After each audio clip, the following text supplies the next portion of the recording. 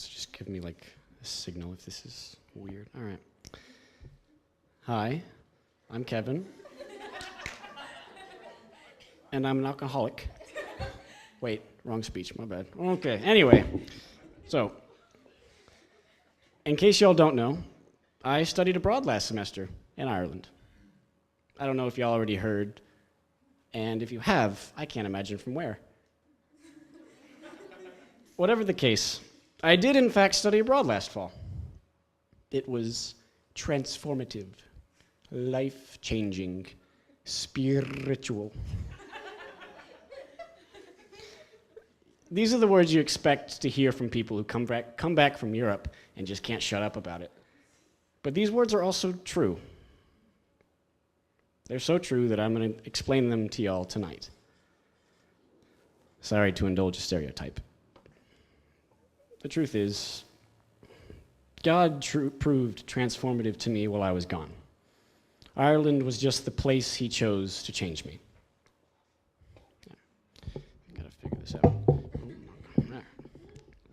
So, in fact, my time in Dublin was just one phase of an already pretty tumultuous year. I had just finished my second year at UT, and for the summer I remained here in Austin for my first professional internship. That job gave me my first commute, my first professional office workplace, and my first need to dress up in big boy professional clothes. That way I looked like an adult. It also required that I spend my first summer away from my family in San Antonio. That part of the summer was the most jarring. I could only see my parents and siblings on the weekends. Add to this that my family was in the midst of moving away from Texas altogether. My dad found a new job in Raleigh, North Carolina, and their soon-to-be home was located 1,325 miles from where we are tonight. It wasn't the act of moving that stressed me.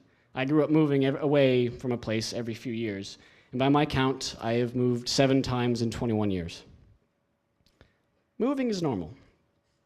The trouble was that when my family moved away, I wasn't going to be going with them.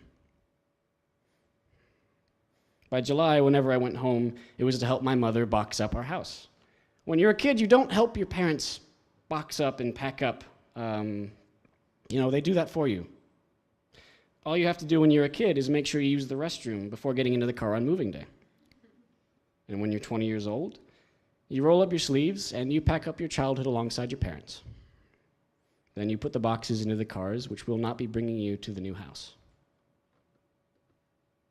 So I'm just going to pause here and look at Aubrey in the front row. How am I doing? Depressing? Yeah. Nice. A little depressing, but that is the trouble with these Jester Night testimonies. Anyway, the point is, summer 2018 subjected me to new pressures I had never experienced before. I'll get to the benefits and the learning that I would eventually find, but to know the whole equation, you have to understand the variables. After living apart from my family, witnessing their significant transition, and fearing what that transition would mean for my future, I arrived in Dublin, Ireland on August 25th, 2018. Dublin is 5 hours ahead of where my family is in Raleigh, and it's 6 hours ahead of everyone here in Austin. I would not be back in the United States until December 22nd, and I knew no one. Looking back, it was one hell of an adventure after the summer I had just had. Oh, and my family's move wasn't even the worst part of the summer. We all survived 2018, and so we know that bad news in 2018 came upon waves upon waves upon waves upon waves.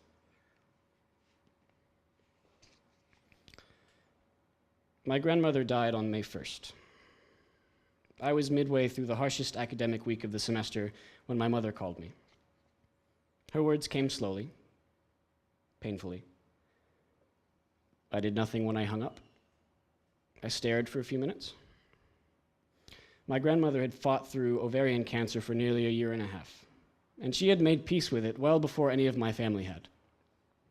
Her death wasn't a surprise, but the shock of it was absolutely numbing. Hers was my first funeral, though it wasn't black umbrellas in the rain. My grandmother had asked that no one wear black on that May afternoon, not at the service and not at the reception. That was the sunny kind of woman she was. And her life was very easy to celebrate. We all cried anyway. We didn't know what our family's future would look like without her. And also, we are Italian Americans, and our emotions in group settings cannot be helped. So all of this was on my heart as I began the biggest adventure of my life. I didn't blame God for bringing my grandmother home to him, and I didn't blame him for moving my family to a different state. With enough prayer, I have usually been able to find peace in these sorts of things. With that said, the summer made me both excited for and wary of what he was going to do while I was in Dublin. The question was no longer, would Ireland change my life? It became, how much will God change my life in Ireland? Many of y'all have asked me, so how is Ireland? I heard it almost immediately when I saw my best friends again in mid-January. It was the first question I heard when I greeted other friends at the start of classes a few days later. And someone didn't ask me how Ireland was. They asked, did you come back with the accent? And to that, I say, that's not how traveling works. I want to stress that all I'm about to explain wasn't the entire extent of my time in Ireland. What I'm about to explain was just the most transformative part. Much of being in Ireland was learning to travel alone, to look for new places, to enjoy new experiences. I saw cathedrals and rivers and castles and museums and forests and cliffside oceans, and I still love to think of all of these places. I learned what it is to be foreign. I learned what America actually means to me. I'd be happy to explain these things to anyone, just not right now. Right now, I need to talk about God. Because really, Ireland was the most unsettling time of my entire life. Not unsettling in the uneasy sense of the word. I mean unsettling more in the transitionary, ever-shifting sense. Like an earthquake. At first, you kind of wobble back and forth, and then you dart away from the danger, and you end up on higher, firmer ground. The old ground was everything I had thought of God, and everything I had thought of myself. I'm still working through what the firmer ground actually is.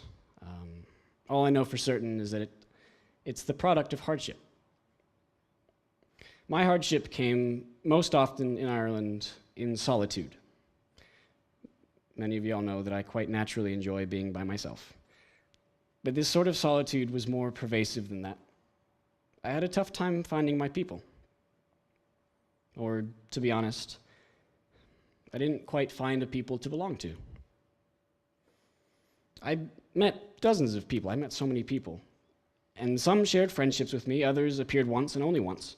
Whatever connections I had with others came sporadically. Walking in the rain to a bus stop with the German and French students I had met at an international event, or sitting on the college's lawn when the sun actually came out, sitting in the science building with all the students I had met there. I went on a retreat with students of the Christian Union. It's comparable to program to what we actually have here at LFC. And when I was on that retreat, I told myself, these are my people. It didn't really happen that way, actually. I continued to attend their groups and to involve myself with them. I loved them, and they really loved me. Somehow, we just didn't sync up. I chalked it up to timing. But inside, I was asking, why would God keep me from fully connecting to godly community? I think it was because of the sharpness of solitude. By sharpness, I mean clarity. When I was in my head with God, as my environment constantly changed, God became the constant fixture. He did not move. Everything else did.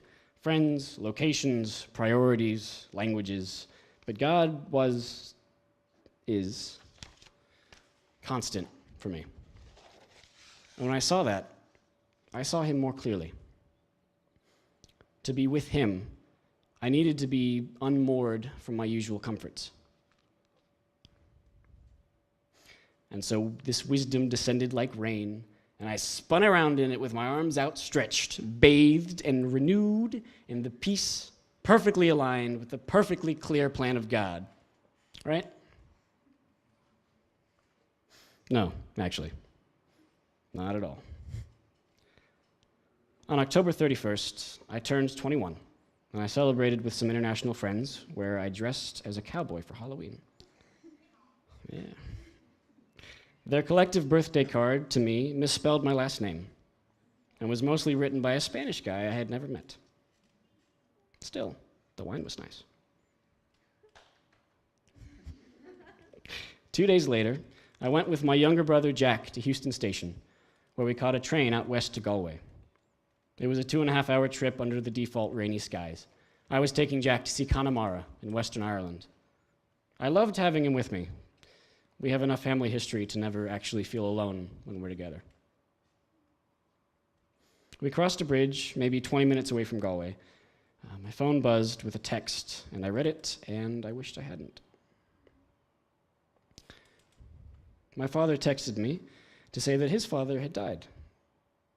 My grandfather had died. I told Jack, and we just sat for a while. The train pulled into Galway's station, and I put on my jacket, and I pulled on my backpack, and our trip went fine. I couldn't say the same of my love for God. It was rage. It's rage at God, rage at loss, rage at grief, rage at unfairness, rage at being stunned all over again. See, my grandfather died on November 2nd, nearly 6 months to the day my grandmother, his wife, died on May 1st. His heart failed him. Back in August, he and my father had talked about coming out and visiting me together. My grandfather loved Ireland. He loved Galway. He took my grandmother there again and again. I didn't understand how that had happened. In May, the day after the funeral, when we were all gathered around my grandmother's interned ashes, my grandfather turned to go back to the car, and I went with him. It was raining that day, and I held an umbrella up over us both. And as I went to open the door for him, he said, it's hard. And I thought I knew what he meant. I thought he was going to revive and that he would overcome it. I really did. He was my grandfather. He's all Italian intensity and big laughter and polo shirts. And as I arrived in Galway, the city he would have loved to show me, he was dead. My father and his 3 siblings were all suddenly orphans. I didn't know that could happen to you in your 50s. There was so much I didn't know before that text message. And afterwards, there was even more. How can God do that? Forget my pain for a minute. How can he do that to my father's family, to my grandparents' community, to their great-grandchildren? After Galway, I let myself hate God. I don't even think it felt good. It just felt cauterizing. Like I could seal off the morning I wasn't ready to do. No grief, no clarity, no peace. How am I doing, Aubrey? Yeah.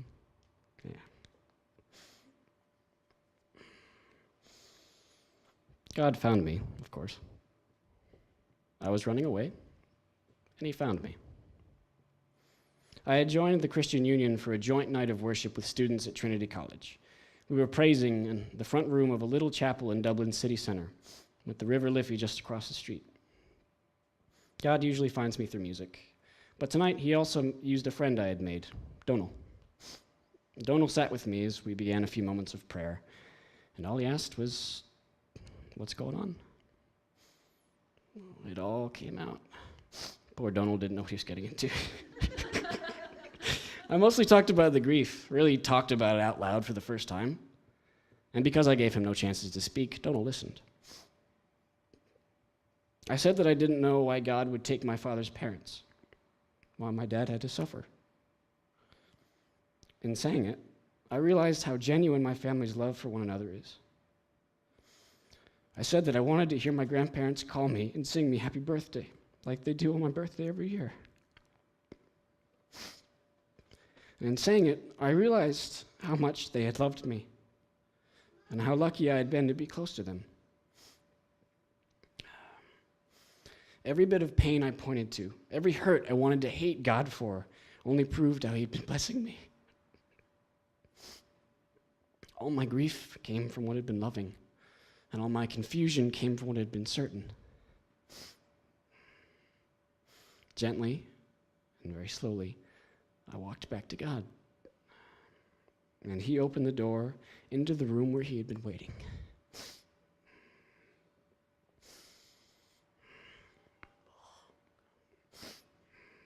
Is at this point, we could all say, all right, there's a happy ending. He lost some people, and he got upset, but then he found God all over again, and now he's back to the hunky-dory, you know? Is there any more pizza? But I want to stress that the ending is not exactly happy. And for that matter, the story hasn't actually ended. My time in Ireland ended, of course. I came home before Christmas, and I was instantly confused by dollar signs and Texan serving sizes. But the passing of time brought no boundaries. Even Ireland is unresolved, because I'm planning to go back as soon as I can. My solitude, while relieved by everyone I love here, remains an open question, because I'm leaving Austin for good in about 7 weeks. I can't say that I'm at peace with where my family lives currently, because I'm still not with them. And my grief hasn't finished either. As my father says when we talk on the phone, there are some good days, and there are some bad days. I can't see any elderly couples without a pang. I can't fully celebrate my graduation, because in my mind there will be 2 empty seats. I can't return to the extended family of my childhood, because my uncles and aunts and parents are struggling through the logistics of my grandparents' death. They are fighting, because they're still raw. Grief has not ended with the funerals. Mourning never seems to end. I'm beginning to think that grief's worst demand of us is that it lives for as long as we do.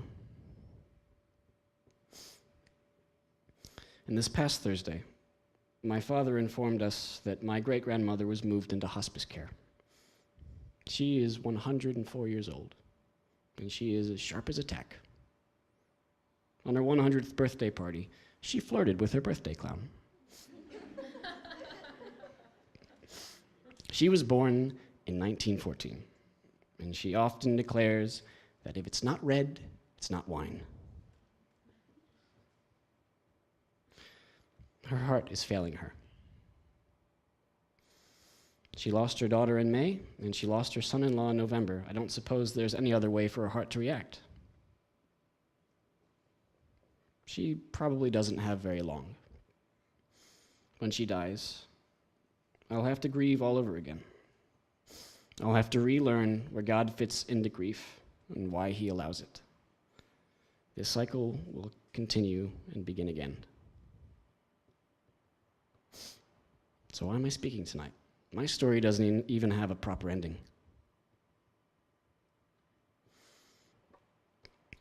I asked to speak because there's a glossy idea of Christianity where Christians do not suffer.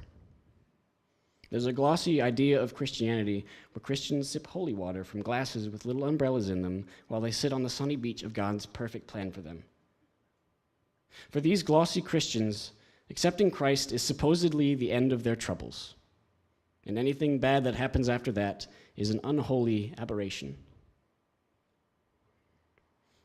I don't know any Christians who live like that. I don't know if I would call those glossy Christians Christians. When I compare the glossy Christianity with the last 11 months, it's clear to me that God was more present in my pain. The pain which he allowed, which drew me closer to him. He was nearer in my grief and in my confusion than he had ever been in my bliss. Being in God's presence is so much better than glossy Christianity. But there is an expected suffering that comes along with it. I shouldn't really be admitting that Christianity includes suffering. It's not a sexy pitch. See, glossy Christianity can be very sexy. But it's still a sales pitch. Like we can sell salvation like a used car. You can't. First of all, you drive a used car, but the point of salvation is that you ride shotgun while God drives.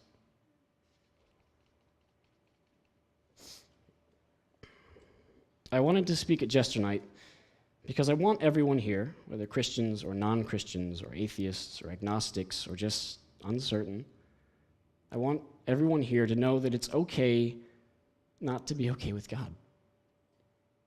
Pain is okay. Loneliness is okay. Mourning is okay. Loss is okay. Change is okay. In fact, change is the only constant that God seems to promise us.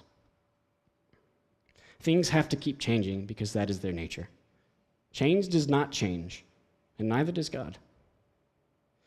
He is constantly approaching you, constantly calling you to him, constantly loving you, because that is his nature.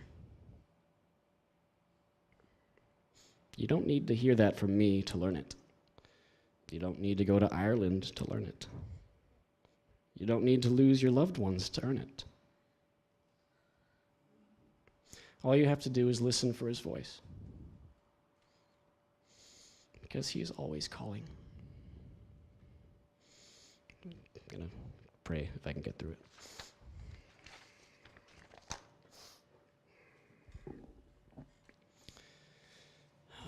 Dear God, I thank you for keeping us all dry. I thank you for bringing us here in a safe, warm building with no threat of harm. I thank you for giving me the chance to explain who you are to me and who you have become to me, because I needed to get that out of my system. I'm happy to testify to what you do for me.